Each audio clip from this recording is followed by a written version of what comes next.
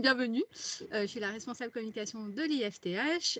Ravie de vous accueillir pour cette première session, puis une belle occasion de vous présenter au nom de toute l'équipe IFTH nos meilleurs vœux pour l'année qui débute. On vous souhaite une année pleine de belles réalisations, de beaux projets, des échanges, des challenges aussi, hein, voilà, tout ce qui fait la vie de nos entreprises et de notre filière. Hein. Voilà, les challenges sont toujours plus nombreux, mais nos entreprises sont toujours plus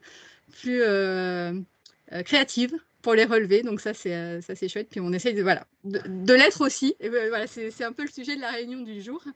On a choisi de débuter ce cycle de webinaire mensuel, le cycle 2024, avec une nouvelle offre.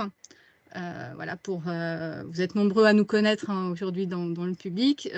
Si vous nous suivez, vous avez pu constater que l'IFTH évolue, se transforme pour gagner en efficacité pour être à votre service, au service des challenges que vous devez relever, que ce soit au niveau des exigences de vos clients, des consommateurs de manière générale, de la réglementation qui évolue. Donc, c'est Tiffany Laurin qui se plie à l'exercice aujourd'hui, notre directrice commerciale et marketing, qui va vous présenter l'offre 2024 test et essai, l'offre contrôle qualité, sous tous ses aspects, sous l'aspect 4PAC. Et voilà, on en a un petit peu parlé l'année dernière, mais là, voilà, vous allez voir l'étendue de notre proposition. Je te laisse la parole dès que tu veux. Merci Nadège pour l'introduction. Bonjour à tous. Écoutez, ravie d'animer ce premier webinaire de l'année. Donc, je suis contente d'être parmi vous ce soir. J'espère que vous m'entendez bien. Je me joins également à toi, Nadège, pour souhaiter les meilleurs vœux donc, à tous ceux qui nous écoutent. Et donc voilà, écoutez, je vous propose de commencer l'intervention donc sur effectivement des offres sélectionnées sur notre catalogue test et essai. Je veux bien qu'on passe à la slide suivante. Pardon, donc effectivement, donc Tiffany Laurin, je me représente. Donc, je suis la directrice commerciale et marketing de l'Institut. Je suis arrivée il y a un an, tout juste. Je crois que je vais fêter mes 1 an demain. Donc, ravie d'être là. Et puis, je suis accompagnée effectivement de deux binômes. Aurélie Lombard, qui est expert technique test et essai, qui pourra m'épauler sur la présentation des offres qui vont arriver. Aurélie, je te laisse te présenter. Je vois que tu as mis ta cam. C'était juste pour dire bonjour. Donc moi, je vais participer à tout ce qui va être établissement des packs contrôle qualité, plutôt du côté chimie. Voilà, et puis avec un bel historique à l'IFTH et Eucotex, secret pour toi. Un certain nombre de personnes me connaîtront via Eucotex, oui, tout à fait. Et Marie Chatillon, si tu veux faire la même chose. Oui, bonjour à tous. Marie Chatillon, je suis responsable du service support test et essai. Et donc, moi, je suis là pour la partie réponse éventuellement aux questions qu'il y aura sur les packs durabilité et sur les offres dont on parlera qui seront en lien avec le relargage des microfibres. Donc voilà, tout ce qui est test et essai en dehors de Cotex et de la chimie, ce sera plutôt par le service support test et essai que pour rentrer à l'IFTH. Et donc, c'est pour ça que je suis là. Merci les filles. Alors, je te propose, Marisa, de passer à la slide suivante. Voilà, en termes d'agenda, un petit focus sur les enjeux, réglementation, RSE, évolution du marché. Et ensuite, nous avons choisi de vous présenter 3 types d'offres. La première, c'est l'offre contrôle qualité by IFTH. Donc là, c'est vraiment un nouveau positionnement qu'on souhaite mettre en place, un positionnement vraiment conseil sur mesure pour vous aider à appréhender la politique qualité à mettre en place, accompagné bien évidemment d'un certain nombre de tests sur vos produits textiles. La deuxième offre dont on va parler, c'est l'offre de relargage des microfibres pour faire écho à la réglementation en vigueur et donc on a développé une nouvelle méthode de test et on vous en parlera juste après. Et enfin, la troisième offre sur laquelle on souhaitait vous faire une présentation ce soir, c'est une offre sur la durabilité des vêtements qui est calée sur le cahier des charges de l'éco-organisme Refashion. Voilà, donc on va vous présenter tout ça. Donc je ne détaille pas plus, je vais laisser les slides dérouler. Et puis, si vous avez des questions, effectivement, je pense que le chat est ouvert. Ou la prise de parole. En tout cas, je pense que je vais parler peut-être une trentaine de minutes et puis après, on aura un temps d'échange. Mais n'hésitez pas, hein, si vous avez des questions, à m'interrompre. Je suis évidemment parée à l'exercice. Voilà. Donc, au niveau des enjeux, donc, les enjeux actuels, finalement, effectivement, c'est vrai qu'on a de forts enjeux réglementaires. Il y a la réglementation en vigueur que vous connaissez tous, hein, qui cherche à protéger et informer les consommateurs. Donc, ça passe par le règlement REACH, ça passe par la loi AGEC. Il y a des réglementations qui vont arriver cette année. Donc voilà, il y a un enjeu réglementaire que toutes les entreprises de la filière connaissent et sur lesquels on s'appuie, notamment pour pouvoir créer des offres qui répondent à vos besoins. Ensuite, on essaye aussi de réfléchir à une création d'offres, à un accompagnement qui réponde aux attentes des consommateurs, puisque les clients maintenant souhaitent mieux consommer. Et donc, c'est aussi vers cela qu'on s'oriente quand on réfléchit à une proposition d'offre d'accompagnement. Et puis, la thématique qui est très actuelle dans toutes les entreprises, c'est la démarche RSE, donc responsabilité sociale et environnementale, pour lequel, voilà, nous, en tant qu'institut, en tant que centre technique, on souhaite mettre un point d'exergue à l'accompagnement. Et donc voilà dans quoi vont s'inscrire notre démarche d'offres qualité qu'on va vous présenter ce soir et des offres qu'on a sélectionnées pour vous en 2024. Je pense que voilà, on peut passer sur le premier volet. Donc le premier volet, contrôle qualité by IFTH. Donc là, l'objectif, en tout cas les enjeux actuels, le positionnement, c'est que chaque entreprise doit construire et optimiser sa politique qualité. Donc nous, on souhaite se positionner et cette politique qualité, de toute façon, se positionne tout au long du processus de fabrication des produits jusqu'à la distribution. Donc notre champ d'intervention, notre expertise, là où on va se positionner, c'est vraiment sur la mise en place de contrôles réguliers pour vous aider justement à choisir vos fournisseurs selon des critères qualité, vérifier qu'on est bien sur un respect des normes, sur un respect des spécifications dans les cahiers des charges, sur un respect de la réglementation. Et tout ça, bien évidemment, en ayant en tête le maintien et la sécurité des produits vis-à-vis de la santé des consommateurs. Et puis, s'inscrire, encore une fois, dans les enjeux actuels de démarche RSE et puis de mieux consommer. Voilà. Est-ce que tu peux passer, s'il te plaît, à la slide suivante? Merci beaucoup. Donc notre offre, contrôle qualité by IFTH. Là, on s'inscrit vraiment dans une démarche conseil et c'est on va dire, c'est le faire-valoir qu'on aimerait mettre en avant ce soir sur notre offre contrôle qualité by IFTH. C'est-à-dire que notre positionnement, c'est de vous proposer un accompagnement très spécifique avec un expert technique qui viendra dans l'entreprise pour vous aider à mettre en place votre politique qualité ou en tout cas à agir sur certains axes de votre politique qualité. Donc l'idée, c'est de travailler en binôme avec votre service qualité, par exemple, votre service produit, et d'étudier en fonction de vos produits, de vos gammes, des best-sellers, de la réglementation que nous, on maîtrise parfaitement, des substances en fonction de votre gamme de produits qu'il convient de contrôler en priorité.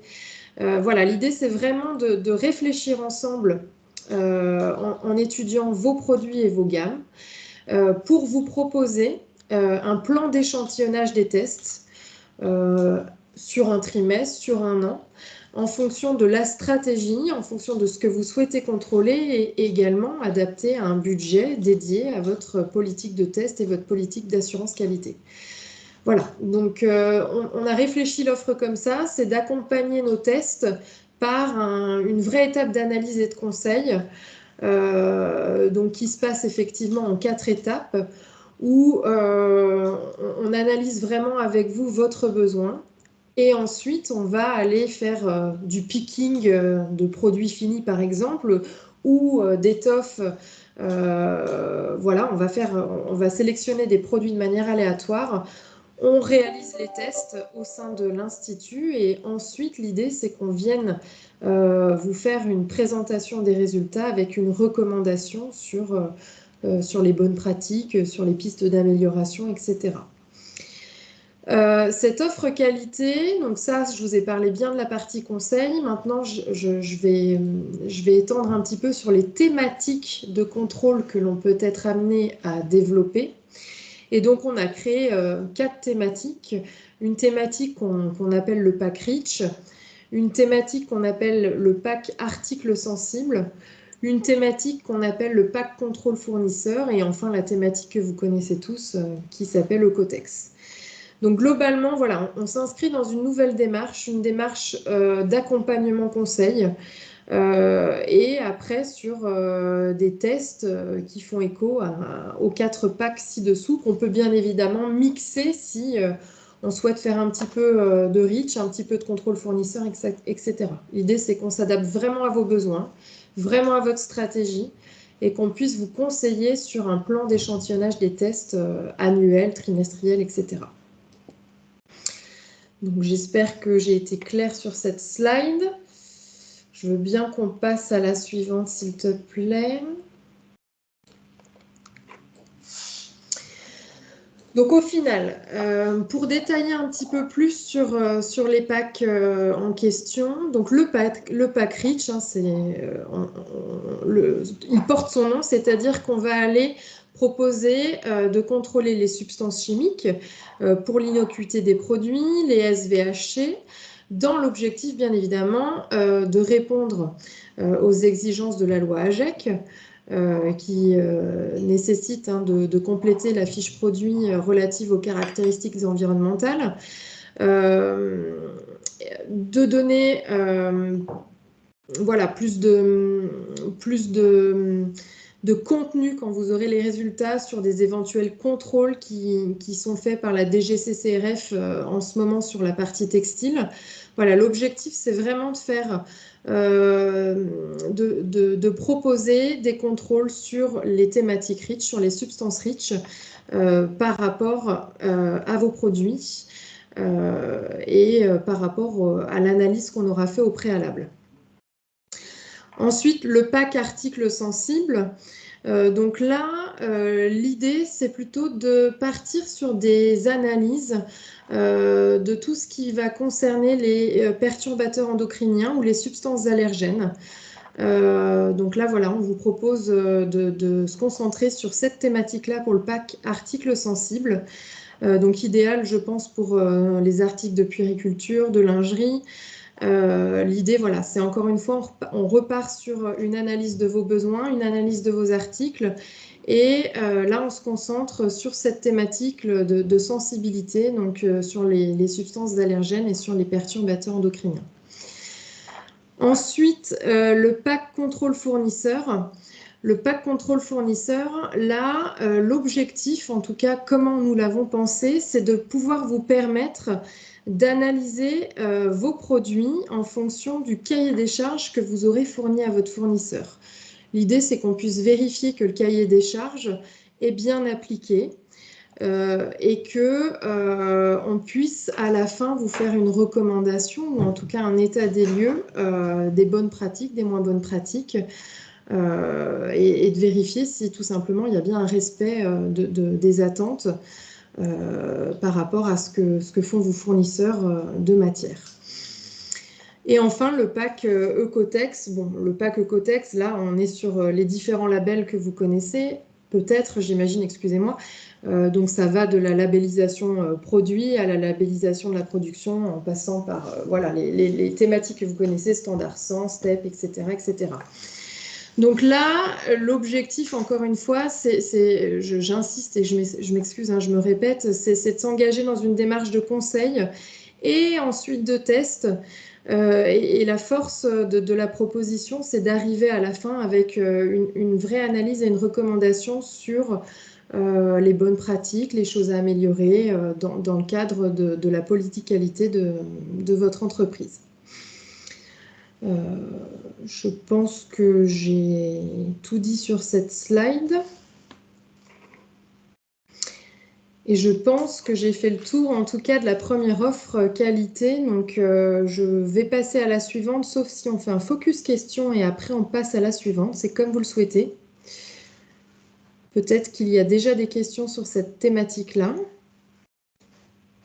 Ouais, il y a déjà quelques questions, alors peut-être que c'est peut-être utile si Aurélie doit répondre, par exemple, comme elle doit. On peut. On peut. Allez.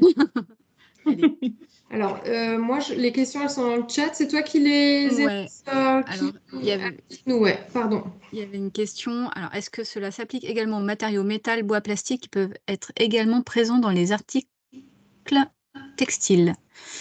Oui. Oui, tout ce qui va être composant. Alors, métal, plastique, sans souci. Bois, je dirais que oui, même si on est quand même moins exercé là-dessus. C'est quelque chose qu'on rencontre vraiment pas souvent, mais après, pourquoi pas, hein. Donc, oui, il n'y a pas de problème. Une autre question. Est-ce que cela inclut l'analyse? Alors là, j'avoue, moi, des MOSH, je suppose que ça se dit comme ça. MOAH. Eh bien, c'est une bonne question. Je ne sais pas non plus. Richard, est-ce que tu as une idée de ce que c'est que MOSH et MOAH? Alors, on va demander à monsieur le direct. Ah oui, bah oui. Si vous voulez prendre la parole, n'hésitez pas. Des fois, les acronymes. Pardon, j'ai mis 30 secondes à retrouver le micro. Bonjour. Non, c'est les huiles minérales. Ah, c'est ça que. D'accord. Alors, je ne vous cache pas que nous, on a fait surtout là un focus. Ouais. Des huiles minérales. Donc, s'il y en a qui sont comme des hydrocarbures aromatiques polycycliques, oui, bien sûr. Après, il faut rentrer plus dans le détail.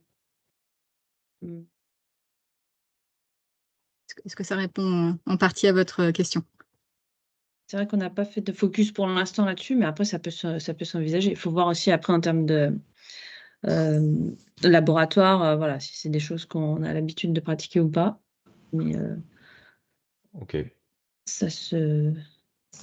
Ce serait ça s'étudie. Oui, ça s'étudie. Merci. Ensuite, Ocotex analyse déjà le pack article sensible, il me semble, n'est-ce pas? Alors oui, Ocotex, bien sûr, le cahier des charges de Ocotex est très complet par rapport à tout ce qui est substances chimiques, que ce soit allergisantes, perturbateurs endocriniens, réglementés, etc. Après, voilà, il faut avoir une vision plus large parce que Ocotex analyse ça au niveau de celui qui transforme la matière, qui amène une chimie. Après, il y a quand même un certain nombre aujourd'hui de sociétés qui ne fait pas de transformation et qui du coup ne fait pas de contrôle à son niveau. Il y a aussi ça qu'il faut prendre en compte. Voilà, mais oui, pour répondre à la question, oui, Ocotex inclut toutes ces substances-là, oui. Les produits sensibles incluent-ils les EPI, les doudous, etc. Alors, je suppose, il faut peut-être, derrière produits sensibles ou articles sensibles, peut-être repréciser. Ouais, je voulais juste me permettre de rebondir, excusez-moi, sur la question précédente. Effectivement, Ocotex, c'est un pack global où le cahier des charges, comme tu l'as dit Aurélie, est très conséquent et s'attarde à beaucoup de substances. Là, le pack articles sensibles va s'adresser potentiellement à des entreprises qui n'ont pas fait la démarche Ocotex ou à des entreprises qui veulent vérifier un produit fini également. Là où il peut y avoir une différence sur Ocotex où on est matière étoffe par étoffe ou référence par référence. Tu me corriges, Aurélie, si je dis des bêtises. Hein. On a perdu Aurélie, du coup. Non, c'est bon. Pardon. Toujours là. Et après, Ok. du coup, voilà, si Tiffany en a fini, on peut répondre à la question produits sensibles. Sur les doudous. Alors, oui, produits sensibles. Alors, c'est surtout, c'était, je pense, plutôt tourné PAC articles sensibles. C'est ça. Donc après, ces packs-là, ils peuvent être enfin, on peut faire des tests sur tout type d'articles. Je veux dire, un EPI peut contenir des substances allergisantes. Donc après, c'est plus, on peut faire ça sur tout. Alors, bien sûr, le risque est peut-être moindre parce que, en théorie, on parle quand même des vêtements sous ces EPI. Un doudou, c'est pour un bébé, donc ça va être plus sensible, on va dire, parce que la personne concernée, forcément, est plus sensible. Mais on peut faire ça sur tout type de produits textiles. Hein. Effectivement, le terme article sensible, c'était Oui. vraiment pour orienter la thématique sur les perturbateurs endocriniens, les substances allergènes, mais il s'applique bien évidemment à tous les produits textiles mis sur le marché. Donc les doudous en font partie, les EPI en font partie, les vêtements en font partie, etc., etc. Est-ce que vous nous aidez à mettre un système en place ou est-ce que vous nous accompagnez avec un SAV? Alors, la démarche, globalement, c'est de vous accompagner dans votre politique qualité. C'est-à-dire que là, nous, on ne va pas vous construire un système qualité d'un point de vue process et organisation, puisque ça n'est pas notre cœur de métier. Ou tout du moins pas encore. Non, je plaisante. En tout cas, là où on va intervenir et on va se positionner, c'est à l'intérieur de la politique qualité sur la partie contrôle des vêtements.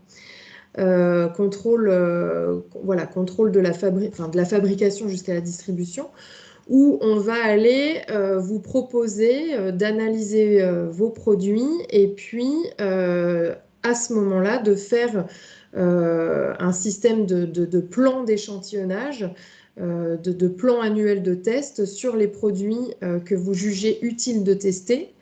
Je parlais des best-sellers tout à l'heure, par exemple, ou sur des produits pour lesquels vous avez des retours clients.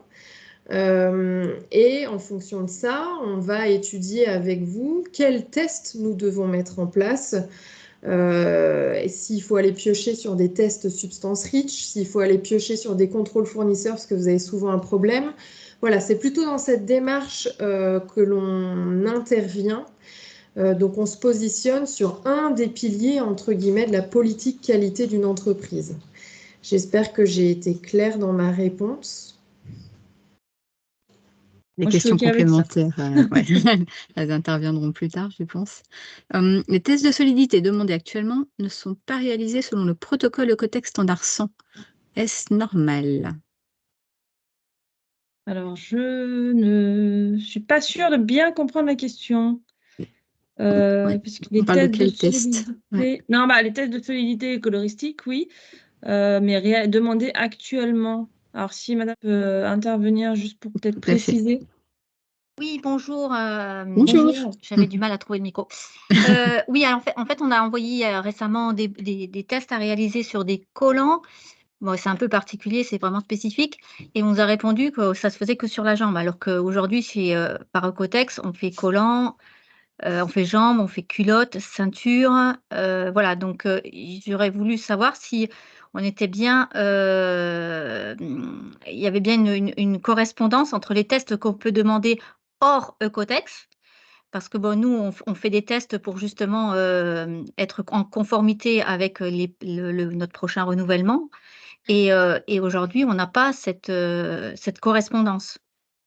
D'accord. Alors, je pense qu'il faudra qu'on refasse le point avec le support test et essai, nous-mêmes, enfin tous ensemble, parce que aujourd'hui, les solidités sont pas forcément inclus dans tout ce qui est PAC proposé, puisque là, on est vraiment sur de la substance chimique réglementée ou suspectée d'être d'être CMR, voilà. Donc après, Là, je parle vraiment des solidités teinture, des solidités au lavage, à la sueur oui, et à l'eau. Ouais. Alors, oui, excusez-moi, oui. du coup, je me permets d'intervenir sur la partie plus test et essai. Si vous demandez des tests et essais normés avec des tests solidité et qu'on est en dehors d'une certification Ecotex, nous, on va vous proposer automatiquement et tout de suite des essais normés. Selon la ENF, EN, ISO 105, X12, peu importe. Voilà. Et là, on sort du cadre de la certification. Quand vous arrivez ensuite dans une certification Ecotex, donc au niveau du service d'Aurélie, là, vous rentrez dans une démarche de certification avec des méthodes qui sont définies, qui appartiennent à l'association Ecotex et qui rentrent vraiment dans cette démarche. Donc, c'est deux choses différentes. Après, sur les différents packs qui vous seront proposés, tout va dépendre de votre besoin. Et là, vous allez peut-être le définir avec Aurélie à ce moment-là. Mais si votre demande est arrivée complètement en dehors de la certification, on partira d'office sur les méthodes normées. Donc, hors Ecotex. D'accord, mais Ecotex, on est quand même sur des méthodes normées également. Ah oui, elles sont globalement similaires. Elles sont globalement similaires. Après, je peux vous envoyer les informations, hein, si vous voulez, sur les similitudes, hein, mais parce que là, je pense que c'était plus sur la partie de l'article à tester, votre questionnement, a priori. Oui, c'est ça, oui. Très bien. Bon, très bien, je vous remercie. Je prends une dernière question sur parce que c'est Ecotex, et après on va reprendre le cours de la présentation. Sinon, on ne va pas aborder la durabilité. Est-ce que la substance devenue SVHC récemment en 2003 sont inclus dans le pack Ecotex au fur et à mesure de leur désignation? Alors ça tombe bien, hein, il y a les nouvelles règles. Oui, en fait, le cahier des charges Ecotex se met à jour chaque année, en début d'année. Donc, le nouveau cahier des charges est sorti hier. Hier. Voilà, on a mis l'information en ligne hier, nous, sur le site. Donc, quand il s'agit de nouvelles substances qui n'étaient pas dans le Ecotex, s'il y a un ajout nécessaire, ce sera en janvier de chaque année. Parfois, elles sont déjà incluses. Donc, voilà. Après, il faudra revenir vers nous plus en détail si vous avez des questions un peu plus pointues. Enfin, sur des substances particulières. Merci. Donc, on va passer sur la deuxième thématique du webinaire, Donc, les tests relargage microfibre. Selon la méthode d'essai normalisée NFEN ISO 4484-1. Je vais essayer de le dire plusieurs fois, donc j'espère que ma langue ne va pas fourcher. Alors, un petit point sur le contexte. On a aujourd'hui des milliers de microfibres ayant une taille inférieure à 5 mm qui sont évacuées dans les eaux usées et qui nuisent bien évidemment à l'environnement.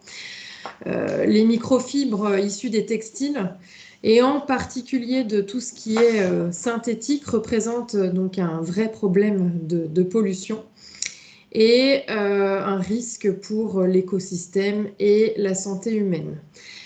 Donc ça, c'est pour le contexte. Je pense que tu peux passer à la slide suivante. On s'appuie bien évidemment sur de la réglementation, au vu du contexte qui a été cité juste avant. En tout cas, la réglementation réagit. Et la loi AGEC prévoit une obligation d'information du consommateur au travers de sa fiche produit toujours. Et notamment lorsque dans votre produit textile, la proportion de fibres synthétiques est supérieure à 50%, vous devez pouvoir le communiquer sur votre fiche produit, sous la formulation suivante: rejette des microfibres plastiques dans l'environnement lors du lavage. Donc la loi AGEC impose cela, et puis potentiellement dans un futur plutôt proche, on parle d'affichage environnemental qui accompagnera la mise sur le marché français des articles textiles. Et donc là, encore une fois, ça fait écho aux enjeux liés au rejet de microplastiques. Donc voilà pourquoi on s'inscrit dans cette démarche de test de relargage microfibre. C'est vraiment pour répondre aux enjeux de la loi AGEC, aux futurs enjeux de l'affichage environnemental, et pour aller dans un sens RSE, bien évidemment. Alors, il y a des petits critères qui sont mis avec une astérisque. Je vais vous laisser les lire. Voilà, c'est tout simplement pour vous dire que la réglementation vient de changer. Hein, pour 2024, on est plus sur le même objectif de chiffre d'affaires. On est passé de 50 de mémoire à 20 millions d'euros. Donc ça, c'est pour ce qui concerne hein, les entreprises qui sont concernées par cette obligation d'information. Donc on est sur des entreprises qui font 20 millions d'euros de chiffre d'affaires et 10 000 unités vendues par an, si je ne m'abuse. Voilà, en termes d'offres, donc notre offre, elle concerne bien évidemment un produit fini. Donc le produit fini, hein, pour rappel, il est composé de plusieurs étoffes, plusieurs accessoires. Et donc chaque composition de produit, donc chaque étoffe, chaque accessoire, comporte sa propre composition matière. Donc là, le test que l'on doit faire doit permettre de tester chaque étoffe du produit pour en connaître les résultats en matière de relargage. Et donc nous, voilà, on a défini une offre de test qui est basée sur la méthode d'essai NF-EN ISO 4484-1. Et les objectifs, bien évidemment, c'est de vérifier le relargage de microfibres sur chacun des composants d'un produit fini.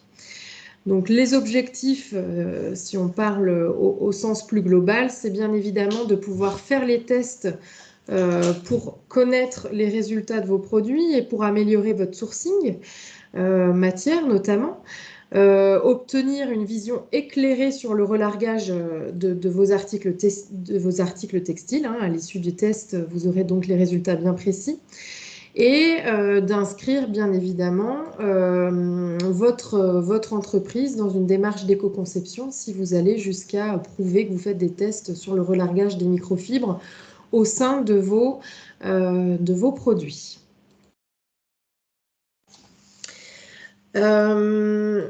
L'idée aussi qu'on a, c'est pour aller plus loin, on vous propose également de faire une vérification de la composition. Alors, la stat est intéressante. Il y a une étude sur l'étiquetage des produits textiles qui a été menée par la DGCCRF qui a démontré que sur 150 produits que l'on a choisis de manière complètement aléatoire, 31 d'entre eux faisaient l'objet d'une composition erronée. Donc, il y a quand même un fort taux d'erreur. L'idée, voilà, ça se passe vraiment en amont, là, c'est de vérifier la composition matière de vos produits. Et donc, on vous propose de réaliser finalement une étude de composition avant de pouvoir réaliser cette fameuse analyse de relargage des microfibres. L'objectif ici, c'est d'être sûr de ce que l'on contrôle, d'être sûr de ce que l'on affiche, de pouvoir optimiser encore une fois son sourcing matière, de pouvoir communiquer réellement sur les allégations produits et encore une fois s'inscrire dans une démarche d'éco-conception. Et donc, voilà, merci. Pour aller encore plus loin, en fait, la méthode de test de relargage des microfibres va vous donner en termes de résultats un pourcentage de microfibres relarguées. Et ça s'arrête là. Donc nous, l'idée, c'est aussi de pouvoir vous accompagner sur l'identification des microfibres qui sont réellement relarguées. Et donc pour cela, on vous propose d'aller un petit peu plus loin par rapport à la méthode normée et d'aller voilà, regarder la longueur des microfibres, la proportion des microfibres. L'idée, c'est vraiment de partir sur une analyse plutôt microscopique qui se réalise finalement après avoir fait l'étude de relargage sur les fibres que l'on aura récupérées à l'issue du test de relargage, encore une fois basé sur la norme NF-EN ISO 4484-1.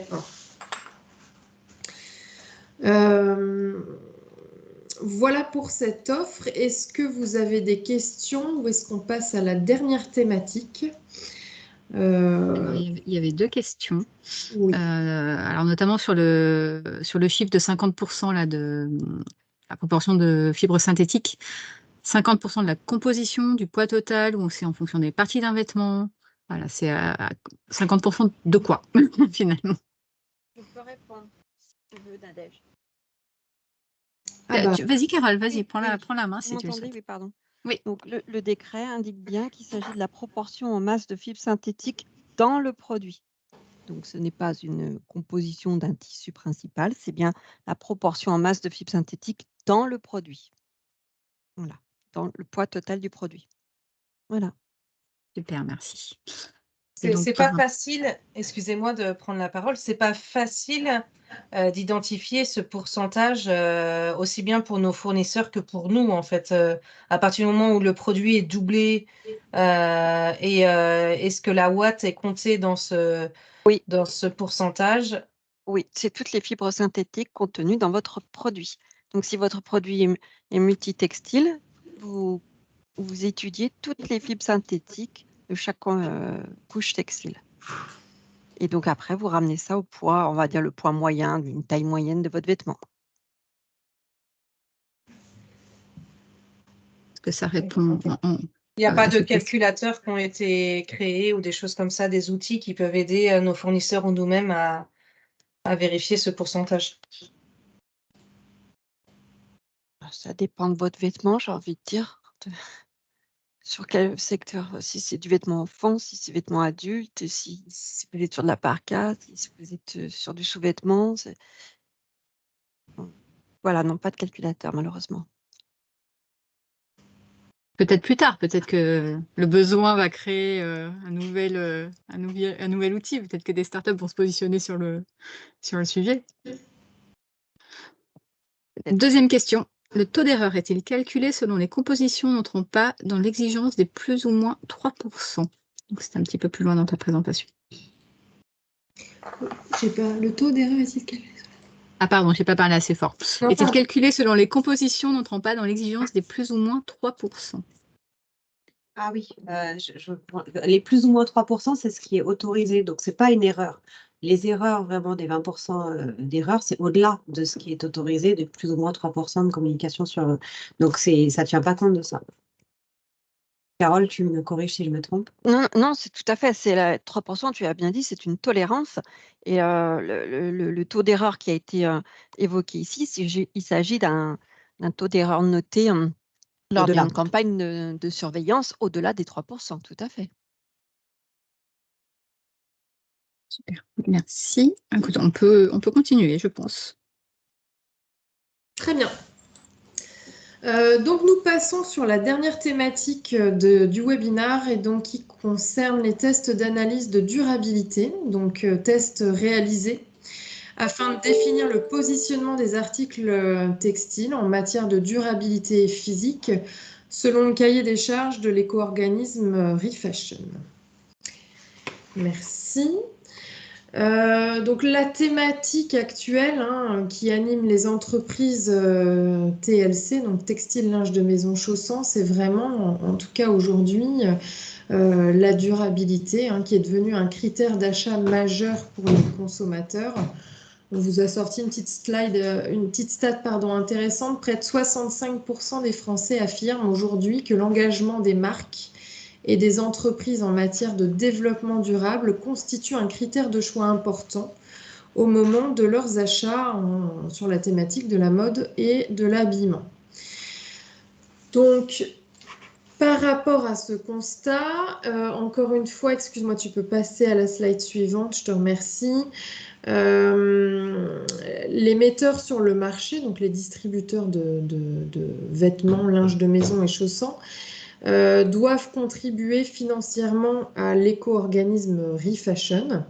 Et Refashion s'est engagé également à proposer une prime d'éco-modulation sur la durabilité physique.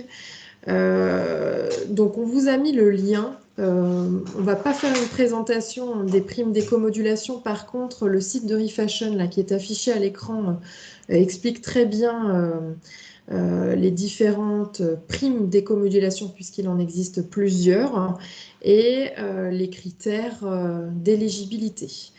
En l'occurrence, ce soir, on va faire un focus sur la durabilité physique, qui fait partie d'un des critères observés par eFashion, et qui demande finalement de réaliser tout un tas de tests pour lesquels nous avons développé une offre de tests afin de permettre aux marques qui réalisent ces tests d'avoir des résultats, et en fonction de ces résultats, pourront présenter ces résultats à eFashion et obtenir ou pas une prime d'éco-modulation.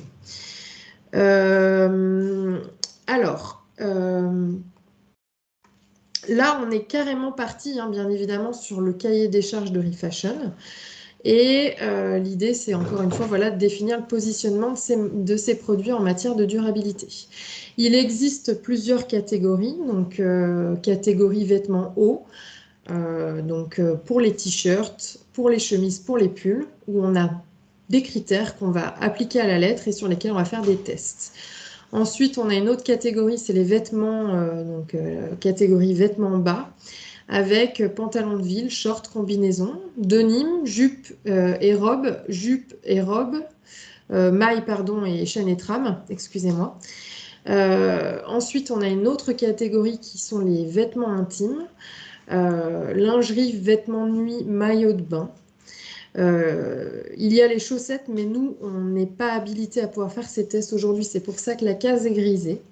Et puis, pour finir, linge, où il y a tous les produits bains, lits et tables.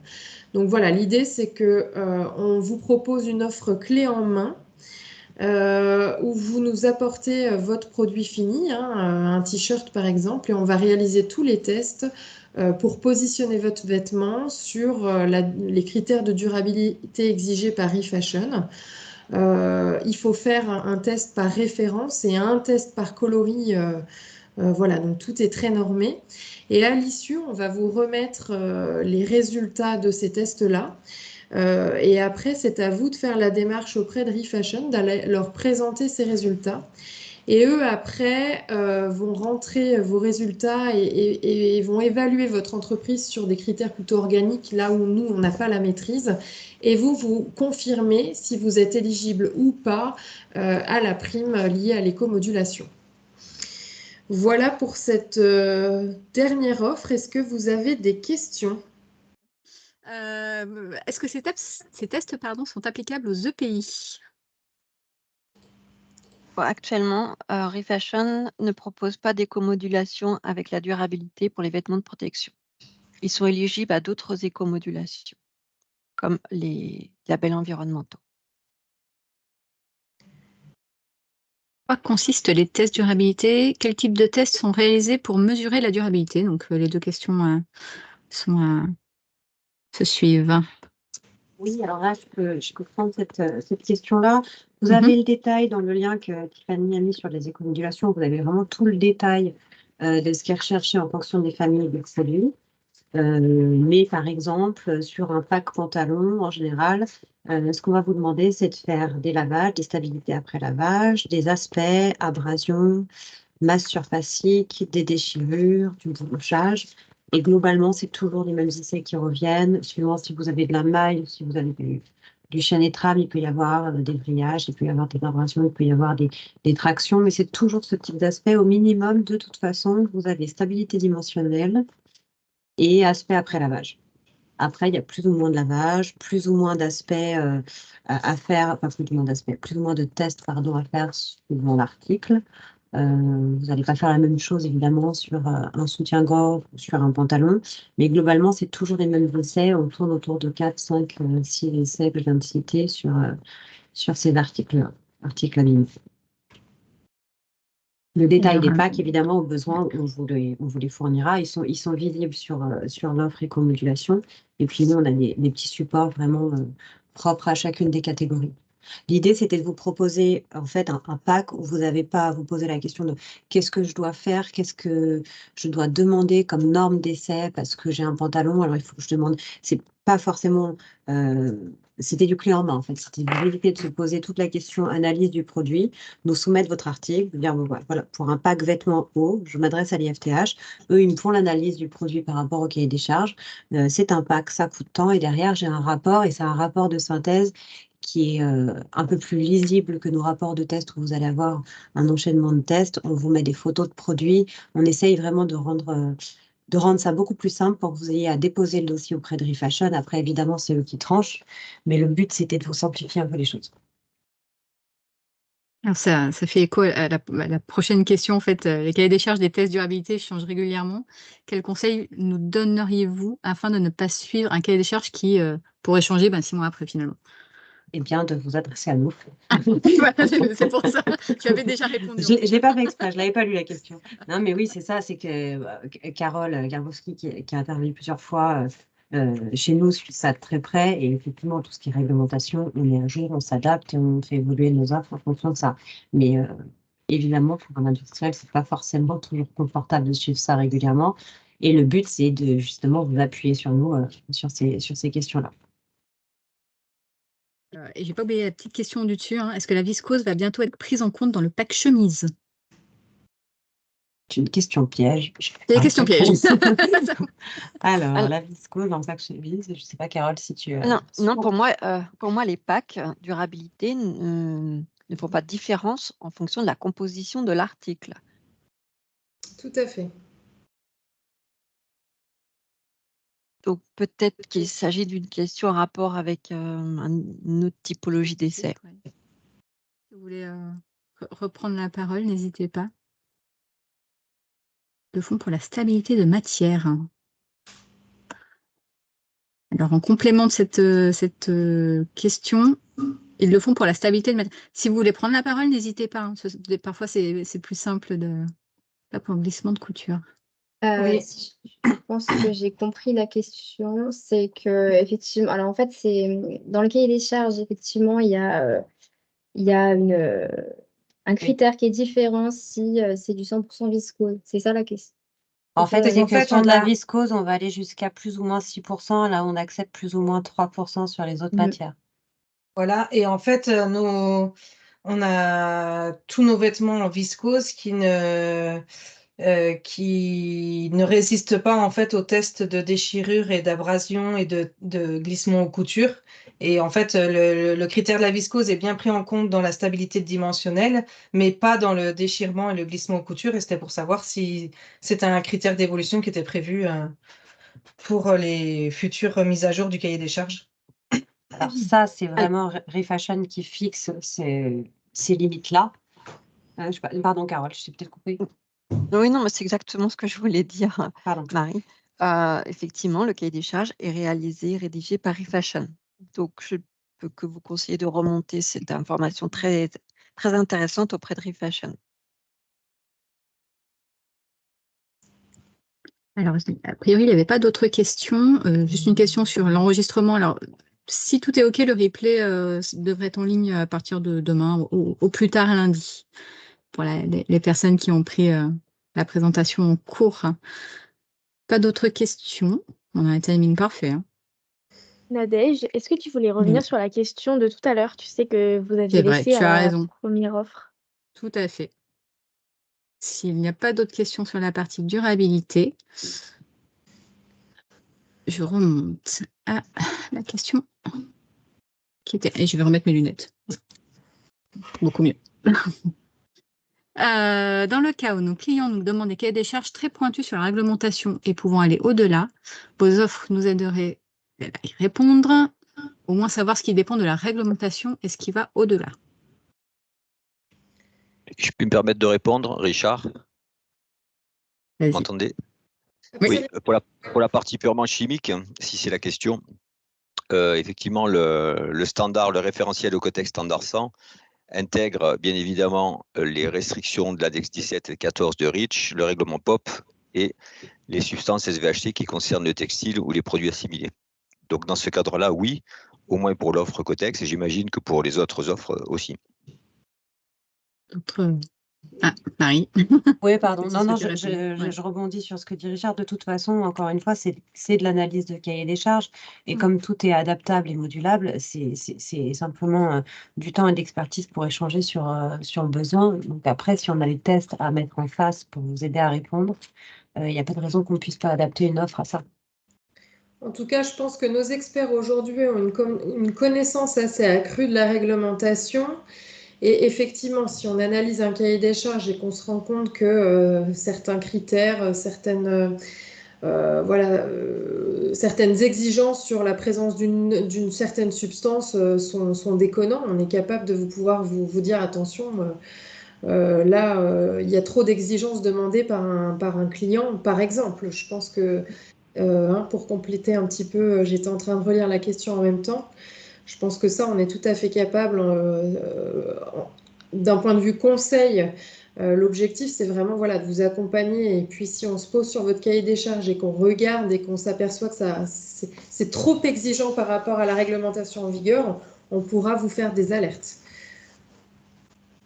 Et pas d'autres questions, visiblement. Est-ce que tout est... OK. Alors, de toute façon, toute l'équipe... Ils sont en off, mais il y a une grande partie de l'équipe commerciale qui est présente aujourd'hui. Donc, tous les collaborateurs, collaboratrices de Tiffany, n'hésitez pas à revenir vers eux. Là, on n'a pas l'adresse. C'est une petite adresse mail commerciale. Et si vous avez des questions, parce que c'est vrai qu'en 1 heure, nous avons fait une présentation succincte, mais bien évidemment, on peut... individuellement après se recontacter pour échanger plus dans le détail et aller plus en profondeur de l'accompagnement qu'on est en capacité de vous proposer.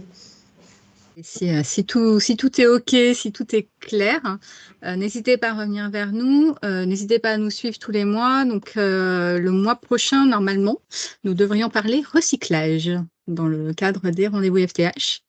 Et puis, si tout est OK, on va vous souhaiter une excellente fin de journée. On repart sur le vrai timing qui est les premiers jeudis du mois. Normalement, oui. Alors, il y a première vision en même temps. Donc, on va voir. C'est pour ça que j'ai pas annoncé de date. Normalement, c'est le 8. Voilà. Bon, sachant qu'il y a une grande partie de la filière qui se donne rendez-vous à Paris-Nord-Villepinte cette semaine-là. On va vérifier quand même si on le maintient ou si on le décale à la semaine d'après. Mais la thématique, normalement, ne devrait pas changer, elle. Voilà. Eh bien, merci à tous, en tout cas, pour votre écoute, votre présence, vos questions. Et puis, j'ai presque envie de dire, pour nos futurs échanges, je l'espère qu'on vous a un petit peu convaincus sur cette partie. En tout cas, n'hésitez pas à revenir vers nous. Et puis, je vous souhaite une excellente début de soirée, on va dire. Voilà. Belle fin de journée.